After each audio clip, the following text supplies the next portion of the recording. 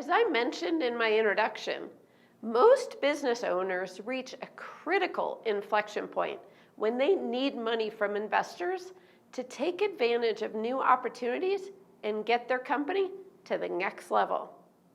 The question then becomes, how do I know which investors are the right ones at this stage of my business? How do I find them? And how do I best market to them? At the beginning of a business, the most common source of funding comes from the founders and their friends and family. These investors play an important role in the early stages and can provide you with a good source of funds. However, the number of friends and family who are permitted to invest in your business may be limited by federal and state securities laws unless they are accredited. Being an accredited investor means you have annual earnings of at least $200,000 or $300,000 with a spouse for the last 2 years and the current year, or a net worth of over $1 million. The SEC also recently modernized its rules to include attorneys and financial advisors. My advice is to stick with raising capital from accredited investors. The reason for this is because securities regulators assume that these investors have the type of financial savvy, professional knowledge, and experience to understand what they're doing with their money and what questions to ask the companies they're investing in. On the other hand, state and federal regulators have a ton of protections in place for non-accredited investors. These hoops can be a huge burden for a small company to try to jump through. So how do you find accredited investors? Accredited investors usually fit into 2 categories.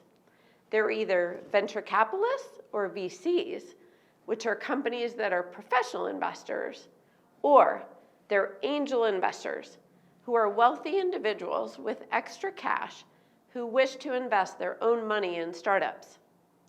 In my experience, in most industries, VCs are interested in investing in a company once it hits at least $1 million in revenues and $500,000 in EBITDA. So if you're not quite there yet, you're probably still in the friends and family or angel investor stage of your fundraising. And if you're not ready for a VC yet, you might be thinking, well, what about crowdfunding? I advise entrepreneurs to stay far away from it. The reason why ties into the biggest piece of advice I give when it comes to raising capital, and that is, it's always better to have fewer investors you know and trust writing bigger checks than it is to have a lot of strangers writing small checks. Let me explain. Depending upon the type of security you're offering, you will have ongoing fiduciary duties to your investors, meaning that you now must act in the best interest of the company and all owners, not just yourself anymore. In addition, it's administratively easier to manage fewer investors. If you have unsophisticated crowdfunding investors who are strangers, you're going to have a full-time job just hand-holding everyone and trying to convince them you're making the right decisions. Finally, if you eventually sell your business in exchange for any stock, it'll be so much harder to get a deal done if you have hundreds of owners versus 30. I've included a few resources for finding venture capital and angel investors in the workbook. But I do want you to know that you don't need a broker to find investors.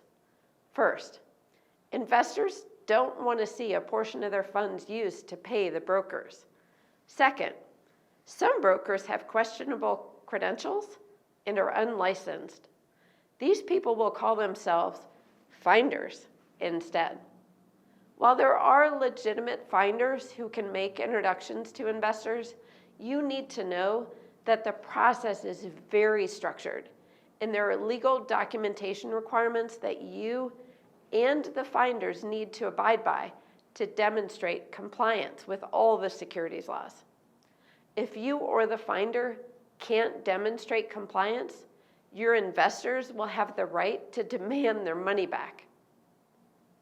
So now you understand the different types of investors, which ones you want, and why working with accredited investors is so important. Now, how will you ensure that you have tackled all the nitty-gritty details and are ready to get the investor dollars you need? It's all about the 3 key secrets I mentioned in my introduction: people, paper, and profits. We'll start with people.